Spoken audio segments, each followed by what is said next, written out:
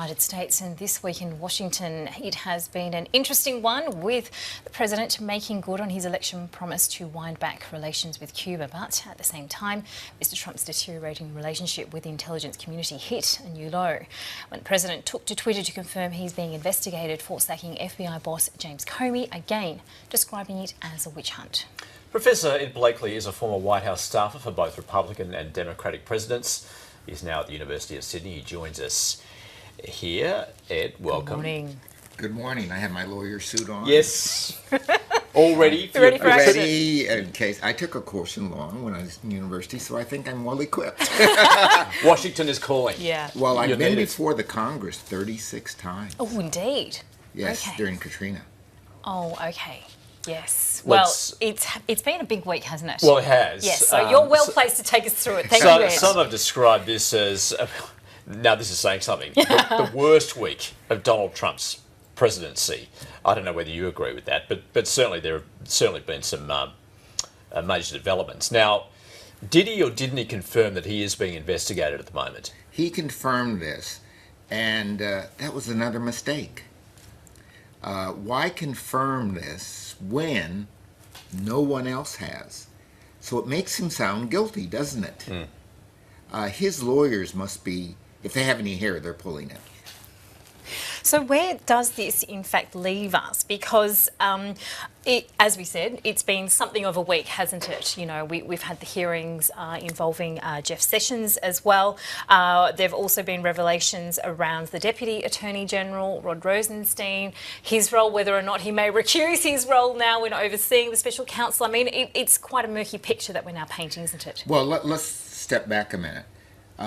When Comey appeared, it seemed that they were setting something up. The possibility of removing Mueller. That was floated. The possibility of a pardon for Flynn. That was floated. That was not by accident. They wanted to see if they get any traction with that. And some people in the White House, I think, were floating that to prevent the president from doing it. So now the president has taken after Rosenstein. So what does this look like? I'm trying to hide something.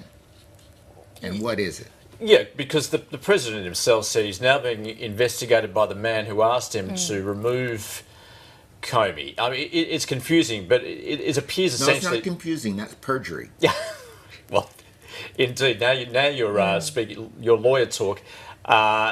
You say then that is a particular problem that Donald Trump will face, given that he's now trying to lay the blame elsewhere, of course, and he's questioning the integrity of the Deputy Attorney General. Yes, but the Deputy Attorney General does have a problem. Now that it's out that he wrote that letter and the president is contending it, the rationale, now Mueller has to question him.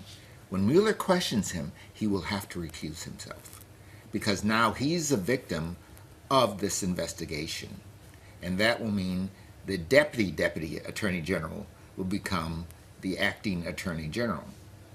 Now, in the background here, we have a person going for the FBI job. Do you think the Congress is going to appoint someone when the existing Justice Department is in such bad shape? I don't think so. So how do we then proceed? Because, I mean, there are more questions being raised as we go, and now that we have, as you say, confirmation that Donald Trump himself is being investigated, I mean, there's only going to be more pressure brought to bear, isn't there? Yes. If the president could stop tweeting, his chances would be slightly better. But if you look at the pattern, and this is what obstruction is, it's a pattern. Nixon didn't say anything. It's the things you start doing.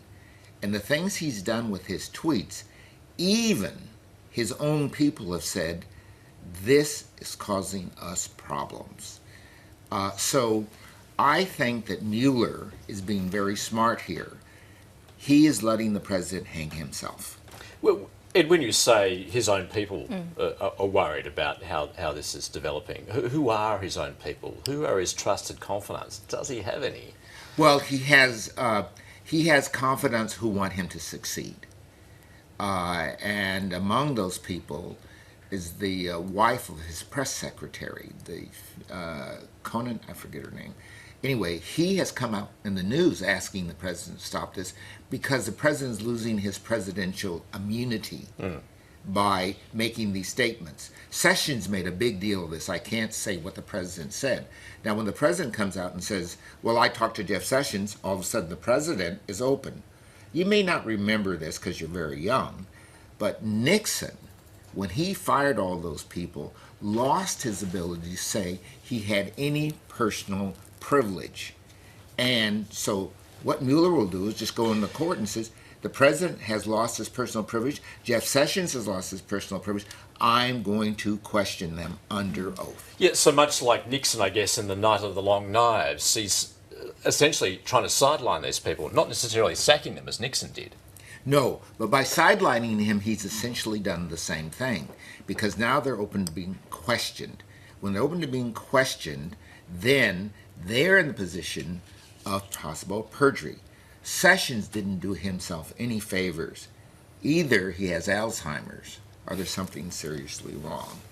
By saying, I don't know, and so on, before the wrong committee. By the way, he was before the wrong committee. He should be before the Judiciary Committee.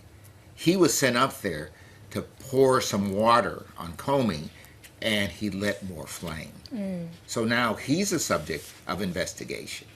So where are we then in terms of functionality of government and also confidence, any sense of trust in government? But also, it also throws a lot of questions and doubts over the functionality, I suppose, of the FBI as well, given that they've had such change going on. Yes, it's very troublesome. I suspect Mr. Mueller is effectively the Department of Justice right now. He has taken on the best investigators in the FBI and the intelligence community to work for him. So the government is functioning in a way that is very strange, but it looks like there's a triumvirate in charge. The Vice President, the Secretary of Defense, and the Secretary of the Secretary of State are now running the government. The President is not. And he doesn't seem to be able to, while he's tweeting and looking after various things. Now, we had a disastrous event, but he is not able to focus on the day-to-day management of the government. And just briefly on that point, as far as the administration's policies are concerned, yesterday we did have something in regards to a changing position on Cuba. Any surprises there for you? I guess that Donald Trump actually flagged this clearly during the election campaign, that he was going to pull back from those relaxation of relations between Cuba and the United States. Well, I think he's doing what he said he was going to do, but that's now to win votes. It's not for public policy. Most of the substance of the Obama administration haven't been changed. The ambassador's still there, flights are still going, and so on. Embassy's still open. The embassy's still open. It was cosmetic. The danger here, though, is it's spiraling out of control because the people in the State Department may not even implement what he's suggesting. That's a very dangerous position when the people in government are undermining your rules and regulations. Why do you say they may not implement them? Well, because it takes the State Department people to implement these procedures. Remember, the State Department turned him in when he tried to bring the Russians back in. So that distrust, you're saying, that they're not likely to follow through. They're likely to follow through on these rules and regulations.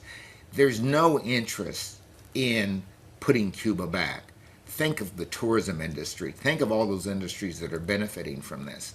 So, and furthermore, good relations with Cuba are now paramount in a place where Venezuela is at risk, the northern tier is at risk. Cuba actually looks pretty good. It's a very interesting week. We've had no doubt we'll have more to ponder in the weeks to come. Ed Blakely, wonderful to have you join us. Thank you so much. Thank you very much.